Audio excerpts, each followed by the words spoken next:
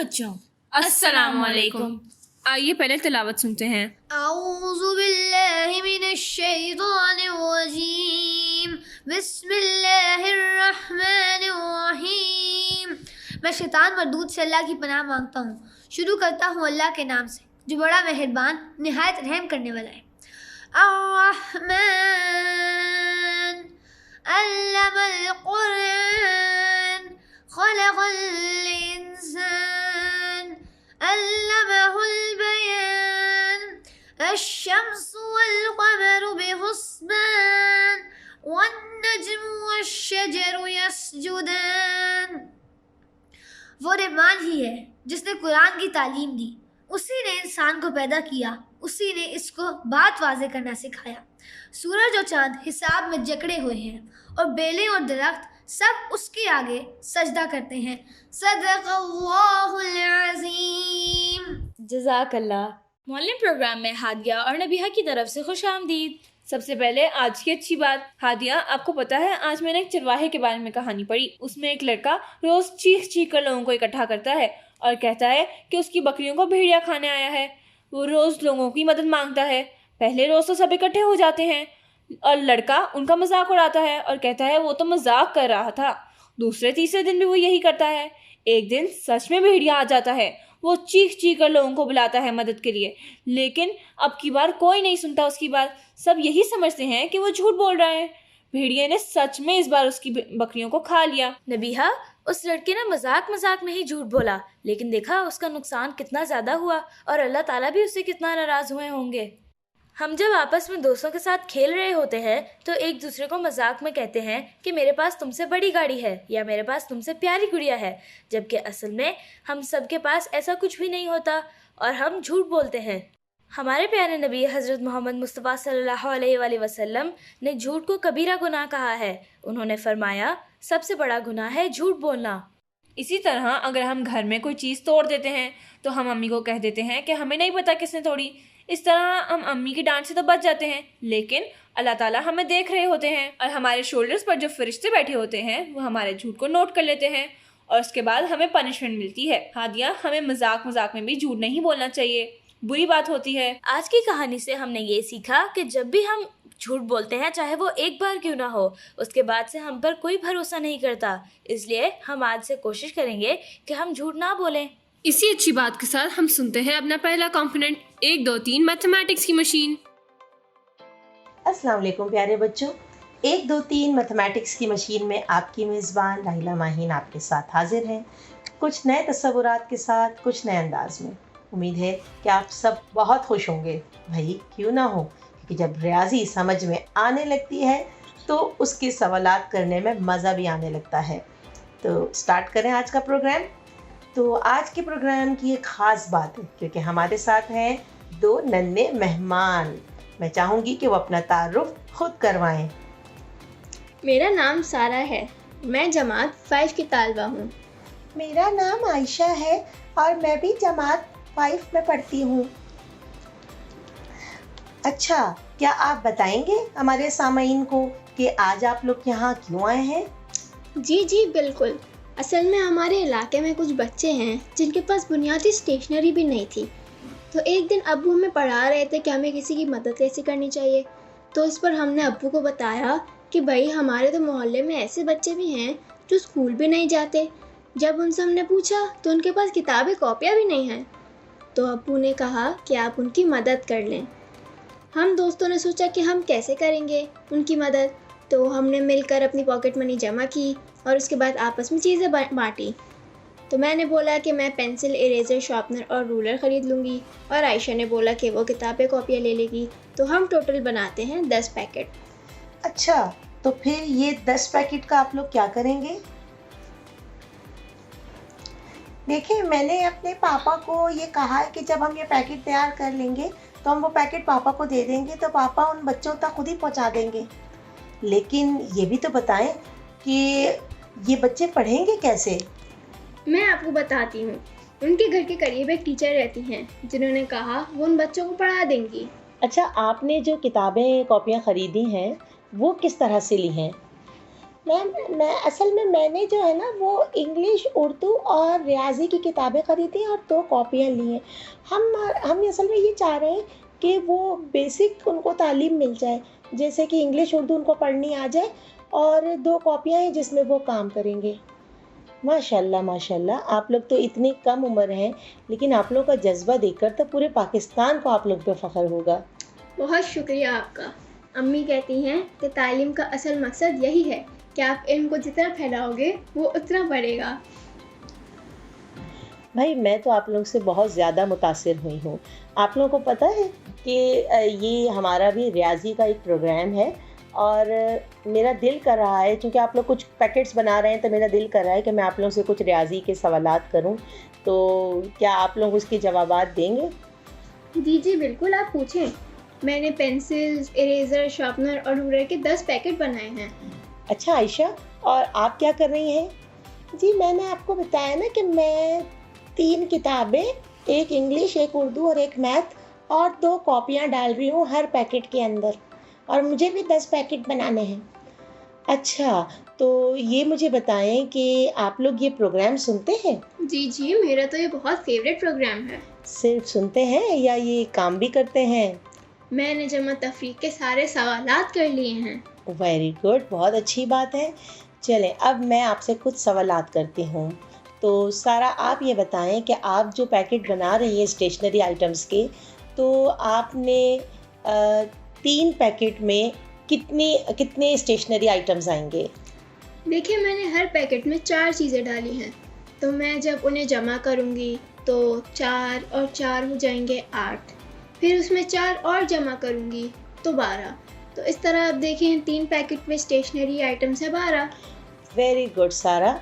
और अब आयशा से मैं सवाल करूँगी कि ये जो आप 5 किताबें, कॉपियाँ रख रही हैं हर पैकेट में, तो आपके 5 पैकेट में कितनी किताबें, कॉपियाँ होंगी? देखिए जी, एक पैकेट में 5 हैं, तो 2 में हो जाएंगे 5 और 5 10, 3 में हो जाएंगे, ये हो जाएंगे 15, और 4 में हो जाएंगे ये 20, और इस तरह 5 में हो जाएंगे ये 25। तो 5 पैकेट में हो जाएंगे 25 टोटल कॉपियाँ, किताबें होंगी। अरे वाह, आप लोग तो भला के ज़हीन हैं। अल्लाह मियाँ आपकी इस नेकी को कबूल फरमाए और हर बच्चे के दिल में दूसरों की मदद का जज्बा जगाए। आपका बहुत बहुत शुक्रिया। जी भाई, तो आपने गौर किया था कि सारा और आयशा, उनको जब मैंने चीज़ों के बारे में पूछा तो वो जमा करके जवाब दे रही थी, यानी एक ही नंबर को बार बार जमा कर रही थी। जैसे सारा ने जमा किया 4 को 3 दफ़ा, तो 4 जमा 4 जमा 4। इसी तरह आयशा ने 5 को 5 दफ़ा जमा किया, 5 5 5 5 5। इस तरह की एडिशन को हम कहते हैं रिपीटेड एडिशन, यानी तकरार जमा। लेकिन इसमें टाइम बहुत ज़्यादा लगता है, यानी आप पहले बार बार जमा करें, 5 और 5 10 हो गए, 10 और 5 15 हो गए, 15 और 5 20 हो गए, और 20 और 5 25 हो गए। तो इस तरह की जमा जो है वो थोड़ी सी मुश्किल होती है। इसका आसान तरीका ये है कि हम पहाड़ों की मदद से इन सवालात को हल करें। अब बोले आप, पहाड़े क्या होते हैं? पहाड़े होते हैं टाइम्स टेबल, यानी कि हम 2 का पहाड़ा याद कर लें, 3 का पहाड़ा याद कर लें। होता तो उसमें भी यही है, तकरार जमा ही होता है, लेकिन उससे हमारे वक्त की बचत हो जाती है, क्योंकि जब हमें वो पहाड़े याद हो जाते हैं बहुत ही अच्छे तरीक़े से कि आपसे कोई भी सवाल करे, आप 1 सेकंड में जवाब दें। मैं आपसे कहूँ जी 2 निम क्या होते हैं, तो आप फ़ौरन बोलते हैं 18, बगैर बजाय इसके कि आप 2 2 2 2 2 2 2 2 सबको जमा करें, आपने फ़ौरन मुझे जवाब दे दिया 18। तो ये जो टाइम्स टेबल है, ये हमारा वक्त बहुत बचाती है। तो हम इस शुरू करते हैं 2 से। जैसे एक मिसाल है कि आपके सामने 3 बच्चे खड़े हुए हैं, और अगर मैं कहूँ कि जी एक बच्चे की 2 आँखें हैं, तो 3 बच्चों की कितनी आँखें होंगी? तो आपने फ़ौरन जमा कर लिया 1 2 3 4 5 6।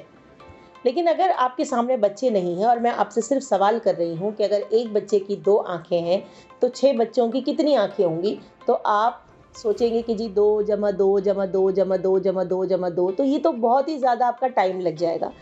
तो अगर आपको उसका पहाड़ा याद हो जाए तो आप फ़ौरन बोलेंगे कि जी 1 दूनी 2, 2 दूनी 4।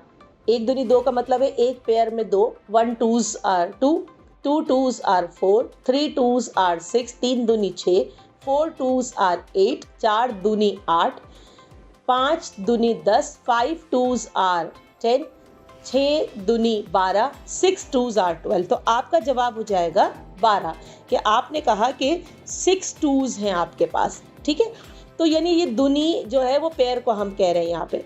तो इसी तरह जब मैंने सारा से सवाल किया कि आपके एक पैकेट में 4 हैं तो आपके 3 पैकेट में कितने होंगे, तो इसके लिए हमें 4 का पहाड़ा बनाना पड़ेगा। तो हम इसको बोलेंगे 1 चौके 4। अब यहाँ जो चौका है, चौका आपको पता है क्रिकेट में भी 4 रन्स को कहते हैं, ठीक है ना। तो हम इसको पढ़ते हैं 1 चौके 4 यानी 1 4s are 4, 2 चौके 8 यानी 2 4s are 8, 3 चौके 12, 3 4s are 12 यानी 3 दफ़ा 4 के सेट होंगे तो वो 12 हो जाएंगे। मेरे ख्याल में आपको अब समझ में आ गया होगा। तो हमारे लिए सबसे इम्पॉर्टेंट चीज़ क्या है, पहाड़े। हमें पहाड़े याद होने चाहिए, क्योंकि पहाड़े याद होंगे ही तो हम कुछ कर सकेंगे। तो इसका मतलब है कि हमने जो है वो अपने पहाड़े जो हैं वो याद करने हैं, और आप लोगों को बहुत अच्छे से पता होगा कि पहाड़े किस तरह पढ़े जाते हैं, ठीक है। तो आप पहाड़े याद कर लीजिएगा। जैसे अगर मैं दो का पहाड़ा पढ़ूँ तो क्या होगा, 1 दूनी 2, 2 दूनी 4, 3 दूनी 6, 4 दूनी 8, 5 दूनी 10, 6 दूनी 12, 7 दूनी 14, 8 दूनी 16, 9 दूनी 18, 10 दूनी 20। तो एटलीस्ट ये कि आप लोग को ये पहाड़े 10 टाइम्स तक तो आपको सारे टेबल्स याद होने चाहिए। तो आपका काम है कि आप इसी तरह 3 का टेबल बनाएं। तो 1 तिया 3 यानी 1 3 is 3, 2 तिया 6। तो आप खुद रिपीटेड एडिशन करते जाएं और पहाड़े लिखते जाएं और उसको याद कर लें, क्योंकि इसके बाद हम ज़रब के सवाल करेंगे और आपको वो सवाल हल करने में मदद करेंगे। और आज की जो हमारी नज़म है वो इसी से ताल्लुक़ रखती है, टेबल से, ठीक है। तो वो आप सुनिए।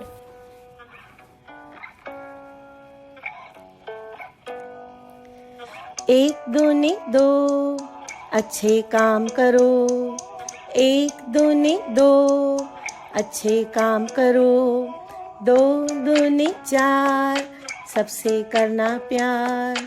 2 दूनी 4, सबसे करना प्यार।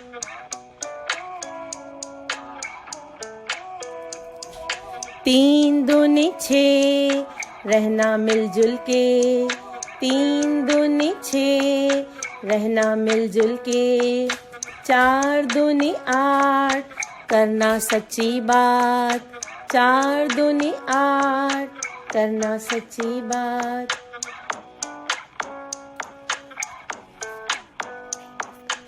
5 दूनी 10, जोर से ना हंस। 5 दूनी 10, जोर से ना हंस। 6 दूनी 12, कभी न लड़ना यारा। 6 दूनी 12, कभी न लड़ना यारा।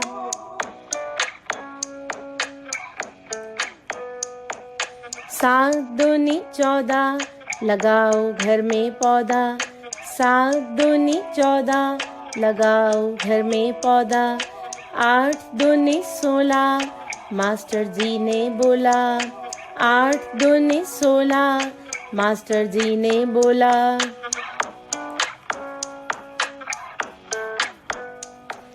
9 दूनी 18, बनो आँख का तारा। 9 दूनी 18, बनो आँख का तारा। 10 दूनी 20, लो सबका दिल जीत। 10 दूनी 20, लो सबका दिल जीत। चलें अब हम आते हैं अपने नेक्स्ट सेगमेंट की तरफ, जो कि है वर्जिश।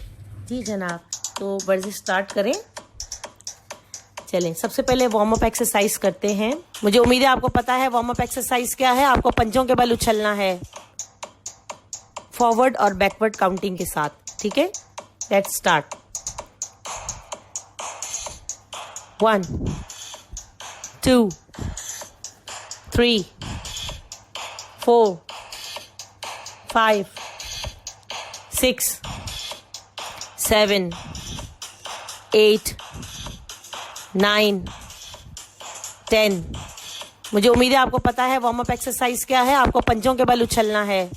11 12 13, 14, 15, 16, 17, 18, 19, 20, 20, 19, 18, 17, 16, 15, 14, 13, 12, 10, 9, 8, 7, 6, 5, 4, 3, 2, 1।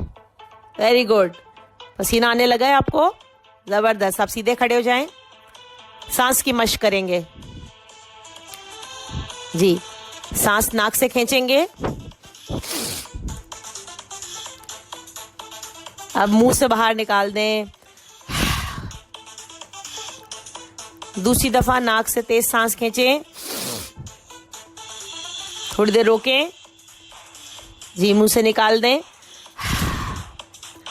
तीसरी दफा नाक से सांस लीजिए, होल्ड करें, मुंह से निकाल दीजिए जी। आप दूसरी एक्सरसाइज शुरू कर रहे हैं। इसमें हम डड्डू चाल चलेंगे, यानी मेंढक की तरह हमें उछलना है। रेडी है ना? आप लोगों को तो अब आती होगी ये। मैं आपको सिर्फ हॉप हॉप करना है इसमें।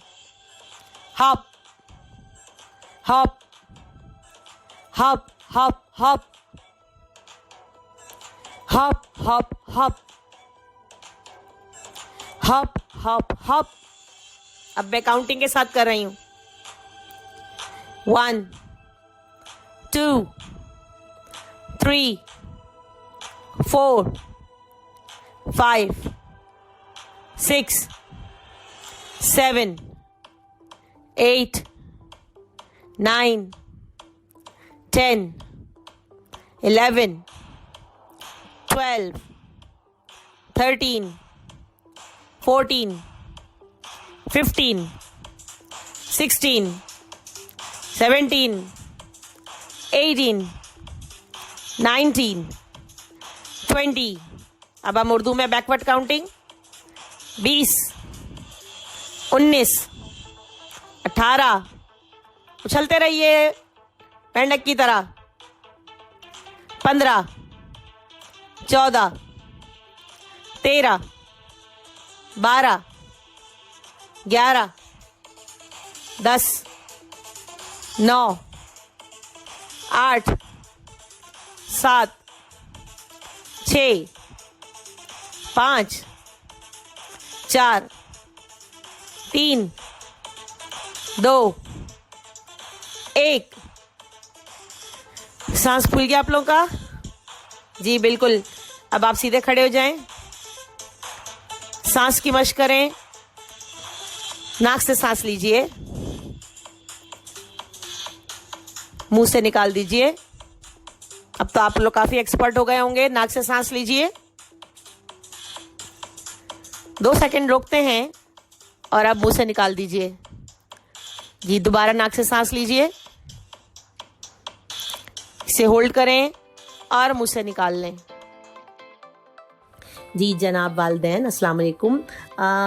रोज़ मैं आपसे आखिर में बात करती हूँ और सिर्फ आपको एक बात कहती हूँ कि आप बाकायदगी से बच्चों को घर में पढ़ाएं। देखें, इनकी किताबें, कॉपियाँ सब घर में मौजूद हैं।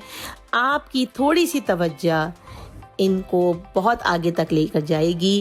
राहिला माहीन को इजाज़त दीजिए। अल्लाह हाफ़िज़। आज तो मैथ सीखने में बहुत मजा आया। पढ़ाई करके थक गए होंगे यकीनन। चले अब हम थोड़ा सा खेल लेते हैं। आज हम हाजिर हैं इस सेगमेंट के कसौटी सेशन में। नबीहा, वक्त ज़ाया किए बगैर जल्दी जल्दी खेलना शुरू करते हैं ना। मुझे तो वैसे ही सब्र नहीं हो रहा। ठीक है हादिया, ऐसा करो, आप एक शख्सियत सोचो और मैं गेस करती हूँ। चलो ठीक है, मैंने सोच लिया है। तो मेरा आपसे पहला सवाल है कि क्या आपकी शख्सियत मर्द है या औरत? वो मर्द हैं। तो क्या ये शख्सियत मजहब, सियासत या तालीम से ताल्लुक रखती हैं? वो मजहब से ताल्लुक रखने वाले हैं। अच्छा, तो क्या वो अभी भी जिंदा हैं? नहीं, उनका इंतकाल हो गया है। क्या वो इस जमाने के हैं या पुराने जमाने के? वो कदीम दौर के हैं। पुराने हैं। तो क्या वो हजरत मोहम्मद सल्लल्लाहु अलैहि वसल्लम के जमाने के हैं? जी हाँ। अच्छा, तो क्या वो हजरत मोहम्मद सल्लल्लाहु अलैहि वसल्लम के दोस्त हैं? जी। हादिया, आप मुझे ये बताएं कि क्या वो चारों खुलफाए राशिदीन में से हैं? जी बिल्कुल, उन्हीं में से एक हैं। यानी कि वो हजरत अबू बकर सदीक रज़ियल्लाहु तआला अन्हो, हजरत उमर रज़ियल्लाहु तआला अन्हो, हजरत उस्मान रज़ियल्लाहु तआला अन्हो और हजरत अली रज़ियल्लाहु तआला अन्हो में से कोई एक है? जी। तो क्या ये शख्सियत वो हैं जो मुसलमान होने से पहले इस्लाम के बड़े दुश्मन थे? जी नहीं। यानी कि ये हजरत उमर रज़ियल्लाहु तआला अन्हो नहीं है। तो क्या ये वो हैं जिनको गनी का लक़ब दिया गया था? नहीं। अच्छा, तो फिर ये तो हजरत उस्मान रज़ियल्लाहु तआला अन्हो भी नहीं है। क्या ये वो हैं जिनको आप सल्लल्लाहु अलैहि वसल्लम ने मदीना हिजरत के वक्त अमानतें सपोर्ट की थी ताकि वो सुबह उठकर वो अमानतें वापस कर सकें और मदीना आ जाएं? नहीं। मतलब कि ये हजरत अली रज़ियल्लाहु तआला अन्हो भी नहीं है। नहीं। तो पीछे रह जाते हैं हजरत अबू बकर सदीक रज़ियल्लाहु तआला अन्हो। क्यों हादिया, फिर आपकी शख्सियत हजरत अबू बकर सदीक रज़ियल्लाहु तआला अन्हो ही है ना? जी हाँ। अरे वाह नबीहा, आपने तो बिल्कुल सही बताया। देखा, मैंने सही गैस कर लिया। तो प्यारे बच्चों, क्या आपको पता है कि हजरत अबू बकर सदीक रज़ियल्लाहु तआला अन्हो की बेटी हजरत अस्मा रज़ियल्लाहु तआला अन्हो की शादी आप सल्लल्लाहु अलैहि वसल्लम से हुई थी और हजरत अबू बकर सदीक रज़ियल्लाहु तआला अन्हो ही आप सल्लल्लाहु अलैहि वसल्लम के साथ मक्का से मदीना हिजरत के दौरान गार सौर में रहे थे। चले नबीहा, अब आपकी बारी है। आप कोई शख्सियत सोचें। मैंने सोच लिया, अब हम गेम शुरू करते हैं। नबीहा, जो शख्सियत आपने सोची है क्या वो औरत हैं? नहीं। क्या उनका कोई ताल्लुक पाकिस्तान से है? जी बिल्कुल है। वो जिंदा है क्या? नहीं तो। अच्छा, तो ये शख्सियत जो हैं वो मर्द हैं, उनका ताल्लुक पाकिस्तान से है और वो जिंदा भी नहीं है। तो क्या उनके मशहूर होने की वजह कोई मजहबी हैसियत है? यानी वो मजहबी स्कॉलर तो नहीं थे? नहीं तो। अच्छा। हादिया, मैं आपको एक हिंट देती हूँ। क्या आपको याद है हमने क्लास में कुछ पेशे पढ़े थे? जी बिल्कुल मुझे याद है। हमने किसान, नर्स, डॉक्टर, इंजीनियर, तरखान, मोची, माली, वकील, साइंसदान और टीचर के बारे में पढ़ा था। जो शख्सियत आपने सोची है नबीहा, क्या उनका ताल्लुक इनमें से किसी एक शोबे से तो नहीं है? जी बिल्कुल, जो शख्सियत मैंने सोची है वो वकील थे, कायदे आज़म की तरह, लेकिन उनका वजह शोहरत वकालत नहीं है। अच्छा, तो वो कोई ऐसी शख्सियत थी जिन्होंने हमारा मुल्क पाकिस्तान बनाने में काम किया? जी बिल्कुल, आप सही समझ रही हैं। क्या कोई ऐसी सियासी शख्सियत थे जिन्होंने अपनी तकरीरों के जरिए लोगों को इकट्ठा करके पाकिस्तान बनाया? नहीं तो। अच्छा, तो उन्होंने अपनी बातों और शायरी के जरिए लोगों में पाकिस्तान का जज्बा पैदा किया? जी बिल्कुल, आप सही सोच रही हैं। क्या उन्होंने बच्चों के लिए नज़में भी लिखी थी? जी बिल्कुल लिखी थी। क्या उन्होंने पाकिस्तान का तराना तो नहीं लिखा था? नहीं नहीं, वो तो हफीज जलंधरी थे। ओह हाँ। अच्छा, तो ये वो शख्सियत हैं जो अपनी शायरी और प्यारी प्यारी नज़मों के ज़रिए मशहूर थे। तो क्या वो अल्लामा इकबाल तो नहीं?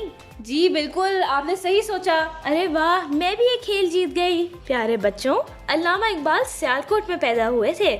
उन्होंने अपनी तालीम मरे कॉलेज से हासिल की। मज़ीद तालीम के लिए इंग्लैंड गए और वहाँ से वकालत की डिग्री भी हासिल की। अल्लामा इकबाल ने अपनी शायरी के ज़रिए मुसलमानों में आज़ादी का जज्बा उजागर किया। उन्होंने दो कौमी नज़रिए की हिमायत भी की। उन्होंने हमेशा मुसलमानों के पढ़ने पर जोर दिया। उन्होंने तालीम पर जोर इसलिए दिया ताकि हम बाकी दुनिया से पीछे ना रह जाएं। अल्लामा इकबाल ने बच्चों के लिए बहुत सी नज़में लिखी। चलें, अब हम इकबाल की बात कर ही रहे हैं तो एक इकबाल की नज़म भी सुन लेते हैं जो उन्होंने ख़ास बच्चों के लिए लिखी।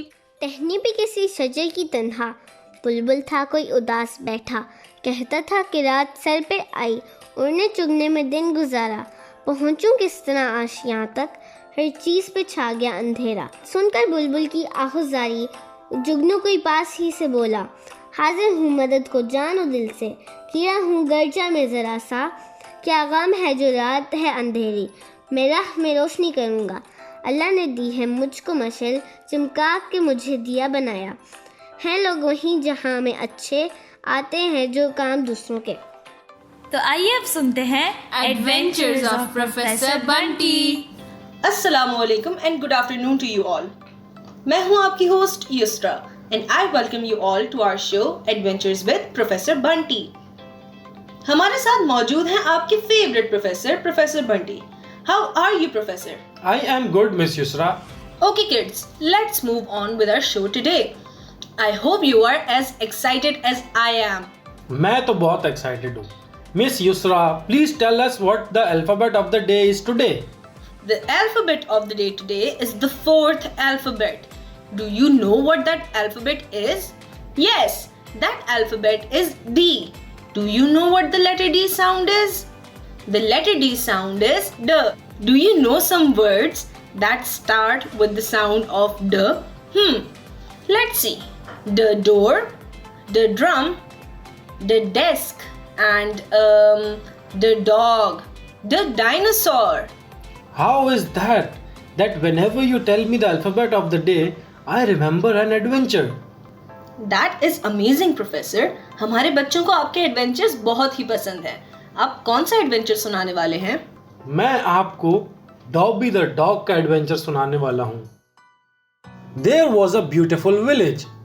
There lived a girl named Donna. She lived with her grandmother and she had a dog named Dobby the dog. When Donna goes to school, Dobby the dog used to wait for her by sitting near the door. He used to wait because he wanted to play with Donna. Donna and Dobby the dog were best friends. They loved to eat donut and drink milk. Donna loved to play the drums, and Dobby the dog used to enjoy the music and dance on it. There was a tunnel in the village where nobody used to go, and it was said to be very dangerous. Nobody has ever entered the tunnel. One day, Donna and Dobby the dog were playing with the ball near the playground. Donna was throwing the ball and Dobby was bringing it back. Suddenly, the ball went into the tunnel. Dobby the dog started running to get it. Donna उसको पीछे से आवाज देती है. Dobby, don't go in there. Come back, Dobby. But Dobby was not listening. He kept running and went into the tunnel. Donna एकदम रुक जाती है और आहिस्ता आहिस्ता उसको आवाज देती है. Dobby, come back, Dobby. Where are you, Dobby? There was no sound of Dobby. She started crying on her way back. There was deer that lived by the tunnel. Darby the deer saw everything. When he saw her crying, then he ran to me. I was nearby on a camp and was doing a barbecue. I saw Darby the deer running towards me and I asked, "Hey Darby, why are you running so fast?" Professor Bunty, I just saw a girl crying because her dog went to the dangerous tunnel. What? That dangerous tunnel? Yes, Professor. It is said that the dangerous tunnel has many mysterious incidents happening over the years. मैं थोड़ा परेशान हो गया कि आखिर ये dangerous tunnel क्या है. मैंने सोचा कि मुझे जाकर इस बात को इन्वेस्टिगेट करना चाहिए. Darby, what's in the dangerous tunnel? No one knows what is there, Professor, and no one dares to go in there. It is dark and whoever goes there never comes back. Are you serious? And the dog went there? Yes, and the girl was very upset. We should help her, Professor. Yes, definitely. Take me to her. Darby the deer started walking and took me to the girl. She was sitting near a tree and was crying. I walked up to her and said, "Hello, little girl. What is your name?" My name is Donna. Who are you? I am Professor Bunty. I heard your dog went to the dangerous tunnel. How do you know that? Darby the deer told me. Darby the deer? Deer told you that my dog went to the tunnel? Yes, you see, I can talk to the animals. And Darby is an old friend who helped me once before. Oh, can you help me find my dog, Dobby? Yes, of course. This is why I came to talk to you. I will go and look for Dobby in the dangerous tunnel. I want to come as well. No, Donna. For what Darby the deer told me, it is very dangerous for a little girl like you. But it is my dog, and Dobby would be scared in there alone. He needs me, Professor. Okay then, but we need to be very careful. Then we all started walking into the tunnel. Derby the deer stayed outside the tunnel. It was dark and we could not see anything. I took out 2 torches from my bag and gave one to Donna. We both kept walking and walking. Suddenly, Donna saw something. Professor, look, there is the ball that Dobby and I were playing with. He must be somewhere near. Dobby, where are you? We will find him, Donna. Don't worry. Donna started running and I got worried. I started running after her. Please stop running. I don't want to lose you in the tunnel. Dobby! अचानक से हमें dobby की आवाज आई. He was barking and he was calling out Donna as well. I knew he was close somewhere, but we could see no light and we did not know where he was. Did you hear his voice, Professor? He was answering my call. Dobby!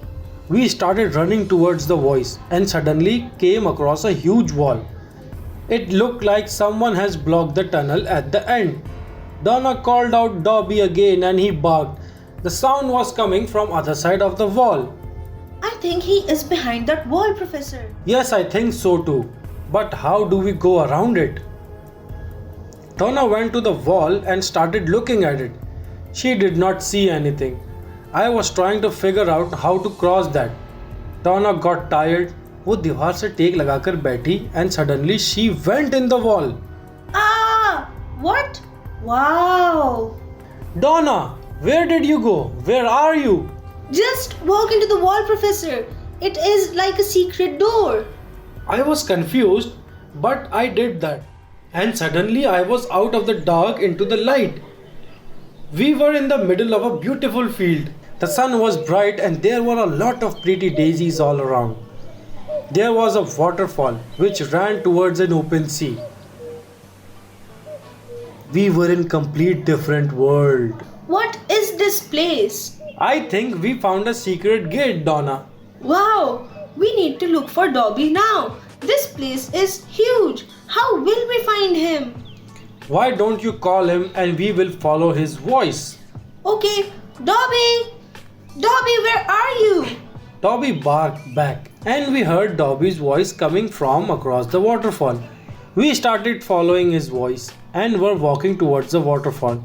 Suddenly we got lost. जो road हम follow कर रहे थे वो road अचानक खत्म हो गया and the waterfall went too far. We started walking again and the road disappeared again. I got very confused. I said, we need to get help. We need to find someone who can help us get to the waterfall. Yes, Professor, or else we won't find Dobby the dog. We stood there and were thinking, what should we do? Look, Professor, there are some ducks. Maybe they can help us. Ducks एक लाइन की सूरत में road cross कर रही थी. हम तेज तेज चलते हुए उनके पास गए तो सब हमें देखकर हैरान हो गए. हमने डक्स को सारी कहानी सुनाई तो वो मुस्कुराने लगी. हमें पता है एक डॉग यहाँ आया है. कहाँ है वो? He is not here. He is on the other side of the river. How can we get there? There's only one way to get there. You have to cross the river. Great. Can you take us there? We would love to take you there, but the thing is, Professor, nowadays rivers is rough. We cannot get there by just swimming. Then We have to have a boat to cross the river. But there is no boat in this area. I know how to make a boat, but I need some help. I cannot make it alone. Of course, we will help you. Ducks ने सारे animals को बुला लिया. Elephants were helping us in lifting the woods. घोड़े कील लगाने में मदद कर रहे थे. बंदर भी हमारी मदद कर रहे थे. Basically, we all worked as a team. Because teamwork is very important. Once the boat was ready, the duck called the dolphin and told us that dolphin will help us cross the river by pulling the boat. After we crossed the river, Donna called, Dobby! Dobby, where are you? and then the dog came running to us. Donna was very happy and Dobby was barking happily as well. Then we crossed the river through the dolphin's help, and the duck guided us back to the village. Darby the deer and the grandmother were very happy.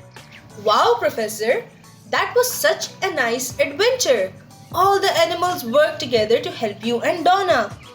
That teaches us how important teamwork is, because वो काम आप अकेले नहीं कर सकते थे. Teamwork makes a dream work.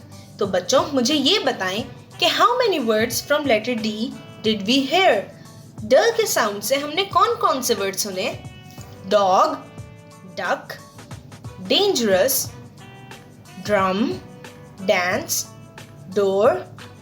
What else did we hear, Professor? Da say we also heard dolphin, deer, donut, drink. Let's see बच्चों ने कितने गौर से ये एडवेंचर सुना. What was the name of the deer? Darby the deer. Why was the little girl Donna crying? Yes, because her dog Dobby went to the dangerous tunnel. Who helped the professor make the boat?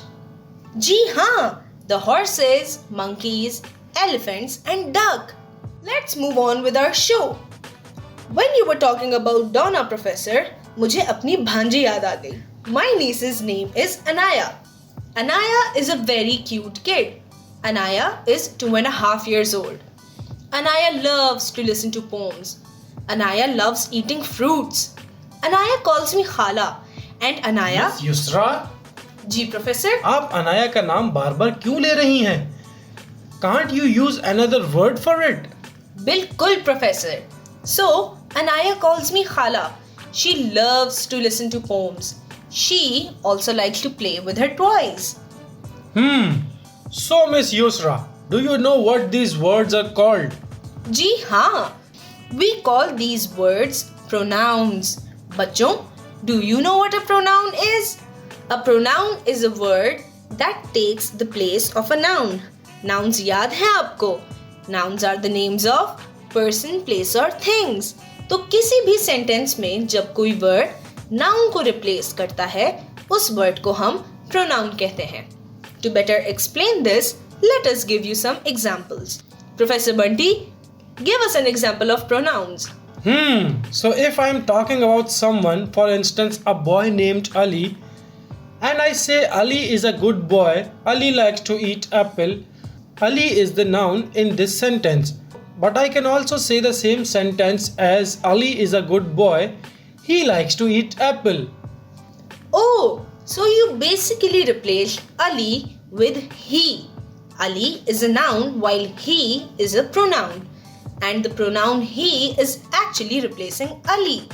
Okay, let's give another example. We can say Sarah is a sweet girl. Sarah loves to read. But rather than repeating the name of Sarah again and again, we can use a pronoun here and say Sarah is a sweet girl. She loves to read. In this case, the pronoun is she because it is replacing Sarah in the sentence. एक और example सोचते हैं.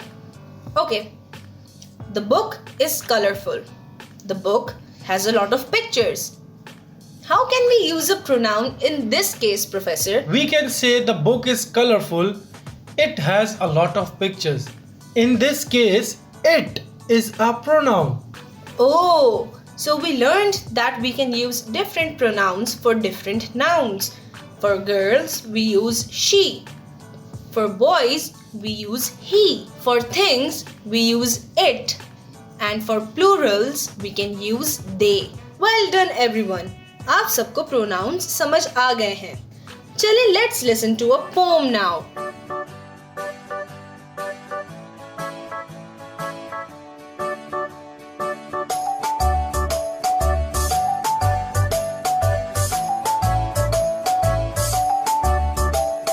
Five little monkeys jumping on the bed. One fell off and bumped his head. Mother called the doctor and the doctor said, No more jumping on the bed.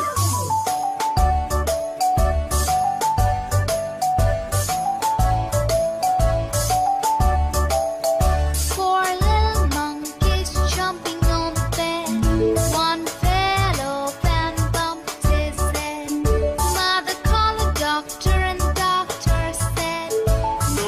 more jumping on the bed.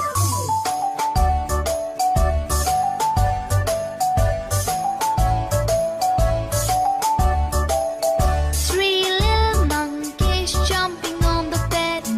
One fell off and bumped his head. Mother called the doctor and doctor said, No more jumping on the bed.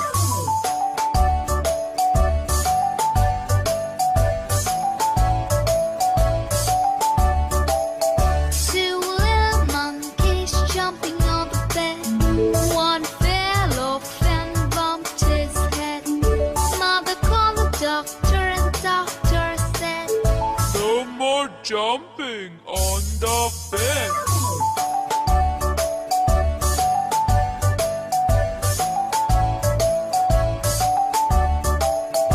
one little monkey jumping on the bed. He fell off and bumped his head. Mother called the doctor and the doctor said, No more jumping on the bed. चले show में आगे बढ़ते हैं. Now it is the time for word of the day. The word of the day today is festivals. Do you know what festivals are? A festival is a gathering of people to celebrate something.